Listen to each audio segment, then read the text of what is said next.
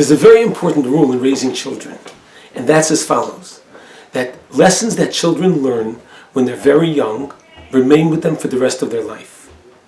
And certainly the better the lesson, the more powerful the lesson will be, and they'll be able to apply it in many more cases. And this is not only true with people, it's true with nations. So lessons that nations learn at the very beginning remain with them for a very long time.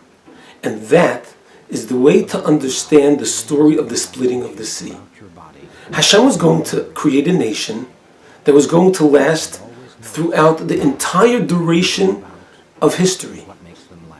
How are we going to survive history? Now, as we all know, we can look back and we can see how literally in every generation they try to destroy us. So how are we going to survive? So the answer is, when Hashem took us out of Egypt, and He made all the miracles within Egypt, and we learned that we could really trust Hashem, it still wasn't enough for us to develop a solid base of trust that would carry us through. Hashem did a very interesting thing. When He took us out, we left Egypt, we took a lot of their gold, a lot of their silver, a lot of their jewelry. They lent it to us because they thought we were coming back. And then Hashem guided us and told us to encamp in front of Baal Tzifon. Baal Tzifon was a very great idol in the eyes of the Egyptians. And while all the other idols in Egypt were destroyed during the 10 plagues in that entire year, Baal Tzifon survived. Pharaoh understood, from his perspective, that Baal Tzifon must be even stronger than the God of the Jews. And sure enough, when they leave Egypt, they're stuck. They encamp right by the feet of Baal Tzifon, an idol who clearly is in opposition of the God of Israel. Pharaoh, in his mind, understood that Baal Tzifon was stronger, and Baal Tzifon conquered and trapped, ensnared the Jewish people. So Pharaoh told his countrymen, let's go to war against the Jewish people. They're trapped in front of Baal Tzifon. And he took his entire army with the chariots and everything that they had, and they charged towards Israel. And they caught up to Israel as Israel was by the banks of the Red Sea. And the Jews turned to Moshe and they said, "What did you do? Look, now the Egyptians are going to take revenge for everything that we have done to them in the last year. And we killed all their firstborns and all the havoc that was wrought on the land of Egypt. We're now going to get the payback." And then Hashem tells Moshe, or Moshe tells the Jewish people, just wait for the Yeshua's Hashem, wait for Hashem to save us. And over the course of that night, there were hurricane-strong winds, sustained winds, perhaps at 150, 200 miles an hour. The sea split. The Jewish people walked through.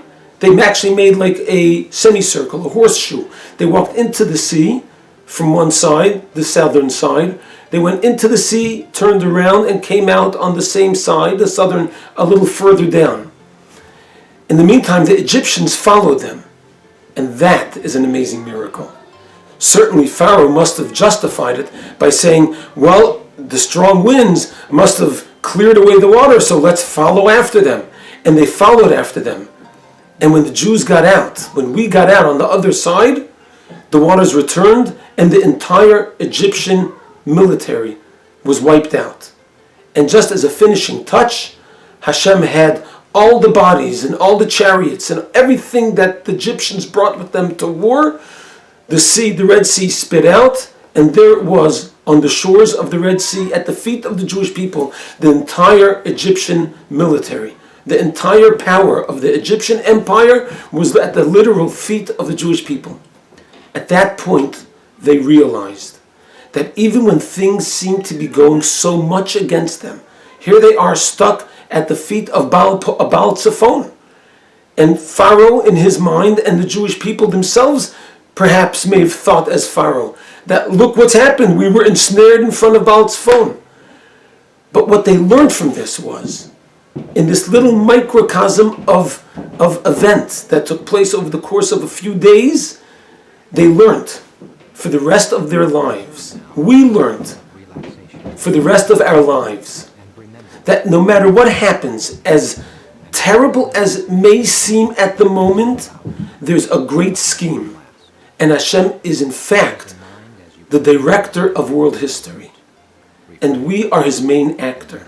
He chose us to be the main actor, to always stand on the stage of world history. Of course, we will survive. The director can't have the hero die, because then that's the end of the whole story.